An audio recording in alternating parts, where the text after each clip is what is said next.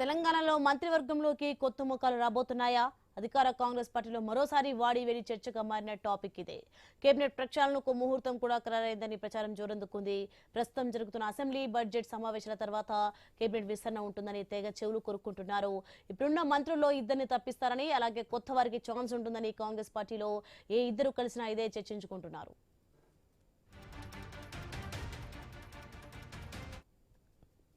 అయితే మంత్రి పదవి కోల్పోయే వారిలో ఆ ఇద్దరు ఎవరు అన్నది ప్రశ్న. మంత్రి పదవి కోల్పోయే వారి సామాజిక వర్గానికే మళ్ళీ అవకాశం ఇస్తారని అనుకుంటున్నారు.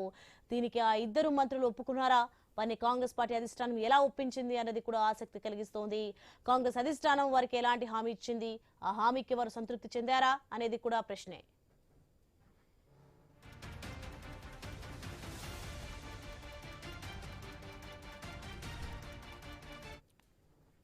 ఇక ప్రస్తుతం తెలంగాణ మంత్రివర్గంలో 2 ఖాళీలు ఉన్నాయి. ఈ దఫా ప్రక్షాళనలో కేబినెట్ లోని మిగిలిన ఖాళీలను భర్తీ చేస్తారని తెలుస్తోంది.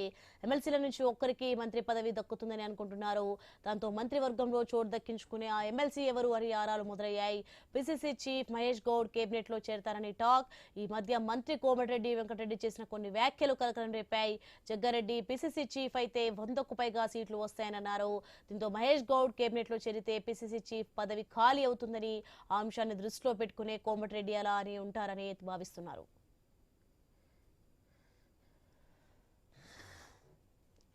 ఇక మున్నూరు కాపులకు ఈసారి కేబినెట్ లో చోటు దక్కుతుందనే ప్రచారం సాగుతోంది. వేములవాడ ఎమ్మెల్యే ఆది శ్రీనివాస్ మున్నూరు కాపు కోటాలో మంత్రి అవ్వొచ్చని అంచనా వేస్తున్నారు.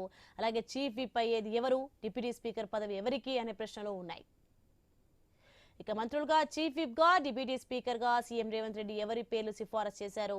కాంగ్రెస్ అధిష్టానానికి ఏఐసీసీ ఇన్ఛార్జ్ మీనాక్షి నటరాజన్ ఏం చెప్పారు అని హైదరాబాద్ నుంచి ఢిల్లీ వరకు ఒకటే ఆరాలు మొదలయ్యాయి. సీఎం రేవంత్ రెడ్డికి ఫ్రీ హ్యాండ్ ఇస్తారని కొత్తగా ప్రచారం నడుస్తోంది.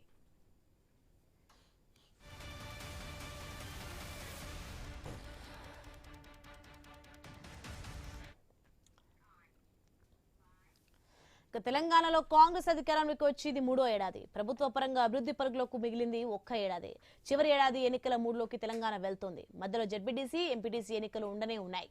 అందుకే అధికార కాంగ్రెస్ పార్టీలో కేబినెట్ ప్రక్షాళన ఒక్కసారిగా సెగరేపుతోంది.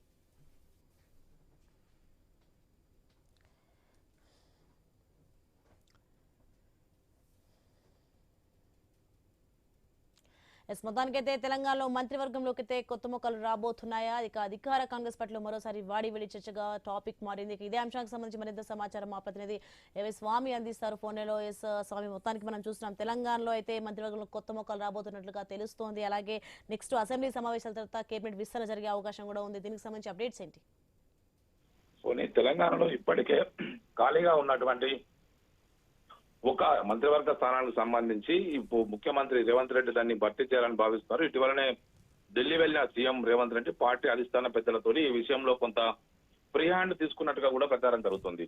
ఇటీవల గత బై ఎలక్షన్స్ లో, జూబ్లీస్ బై ఎలక్షన్ సమయంలో ఖాళీగా ఉన్న 2 స్థానాల్లో ఒక స్థానాన్ని మా అజరుద్దీన్ కి మంత్రి పదవి ఇవ్వడంతో కూడా మరొక స్థానం మాత్రమే ఖాళీగా ఉంది. ప్రధానంగా ఉమ్మడి రంగారెడ్డి జిల్లా నుంచి మంత్రివర్గంలోకి ఎవరికి అవకాశం రాలేదని చెప్పేసి వాళ్ళంతా భావిస్తున్నారు. ఒకవైపు ఇక్కడ మన ఇబ్రహీంపట్నం ఎమ్మెల్యే మల్రెడ్డి రంగారెడ్డి, అదేవిధంగా పరిగి ఎమ్మెల్యే రామ్మోహన్ రెడ్డి మంత్రివర్గంలో స్థానం ఆశిస్తున్నారు. మరోవైపు ఇటు ఉమ్మడి నల్గొండ జిల్లాలో ఎస్టీ సామాజిక వర్గం నుంచి బాలు నాయక్, అదేవిధంగా ఇటు మునుగోడు ఎమ్మెల్యే రాజగోపాల్ రెడ్డి కూడా తనకు మంత్రి పదవిలో అవకాశం ఇవ్వాలని చెప్పేసి కోరుతున్నారు. అయితే ముఖ్యమంత్రి రేవంత్ రెడ్డి మంత్రివర్గంలో తనకు అనుకూలంగా ఒకవైపు వివిధ వర్గాలకు అంచనా వేసి ఎవరికి ఇవ్వాలనేది కూడా ముఖ్యమంత్రి డిసైడ్ చేస్తారు. అయితే పార్టీ అధిష్టానం ఏ మేరకు జోక్యం చేసుకుంటుంది, సామాజిక వర్గాల సమతూకం ఆధారంగా ఈ మంత్రివర్గంలో అవకాశం కల్పిస్తారు. ఇందులో కొత్త వారికి ఇటు మున్నూరు వర్గం సామాజిక వర్గం నుంచి కూడా ఇటు చాలా మంది ఆశిస్తూ ఉన్నారు. ఇటు తనకు మంత్రివర్గంలో అవకాశం కల్పిస్తే హైదరాబాద్ లో తాను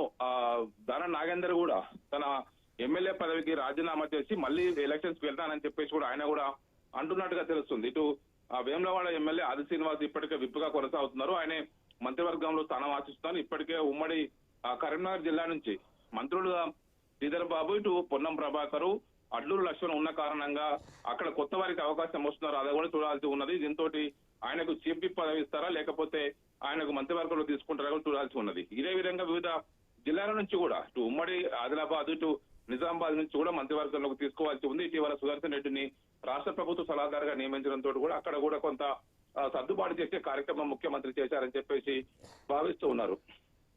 దానికి మొత్తానికి తోడు మరోవైపు ఇక్కడ చూసుకుంటే మున్నూరు కాపులకైతే ఈసారి కేబినెట్ లో చోటు దక్కేనా అనే ఉత్కంఠ కూడా నెలకొంది. మరి దీనికి సంబంధించి అప్డేట్స్ ఏంటి?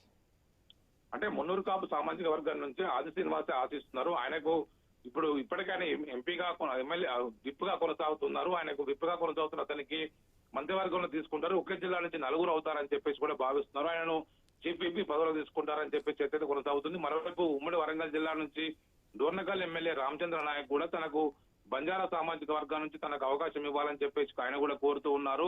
ఆయన కూడా బలంగా తన లాబింగ్ అయితే కొనసాగిస్తున్నారు. చాలా మంది ఇప్పటికే ఆయా సామాజిక వర్గాల నుంచి ఒకవైపు యాదవ సామాజిక వర్గం నుంచి కూడా ఒకవైపు ఎవరు కూడా మంత్రులు లేకపోవడంతో కూడా ఇటు యాదవ సామాజిక వర్గానికి సంబంధించి ఆలేరు ఎమ్మెల్యే తనకు అవకాశం ఇవ్వాలని చెప్పేసి ఆయన కూడా అవకాశం ఇవ్వాలని చెప్పి కోరుతూ ఉన్నారు. ఇటు బీర్లా ఎలయ్య ఇప్పటికే బీర్లా ఎలయ్య విప్పుగా ఉన్నారు. బీర్లా ఎలయ్య ఇటు ఆది శ్రీనివాస్ ఇద్దరుగా విప్పుగా ఉంటూనే వాళ్ళిద్దరు కూడా మంత్రివర్గంలో స్థానం ఆశిస్తున్నారు. ఇప్పటికే వారిదైన స్థాయిలో లాబింగ్ చేసుకుంటున్నారు. చాలా మంది ఆశావాహులు ఉన్నప్పటికీ కూడా ముఖ్యమంత్రి రేవంత్ రెడ్డి ఎవరికి ఇస్తారో చూడాల్సి ఉంది. శాసన మండలి నుంచి తీసుకుంటే ఇప్పటికే శాసన మండలిలో ఒకవైపు చాలా మంది ఆశావాహులు ఉన్నప్పటికీ కూడా మన ఇద్దరికి ఇటు అద్దెంకి దయాకర్కి అదేవిధంగా ఇటు బలమూరు వెంకట్కి ఇద్దరికి విప్పు పదవులు ఇచ్చి అడ్జస్ట్ చేశారు. చీఫ్ విప్ గా పట్నం మహేందర్ రెడ్డి కొనసాగుతున్నారు. రంగారెడ్డి జిల్లా నుంచి తీసుకోవాలనుకుంటే కనుక ఆయన విషయంలో కూడా ఆలోచించే అవకాశం ఉన్నట్టుగా కూడా తెలుస్తోంది. సోని right, thanks for information Swamy.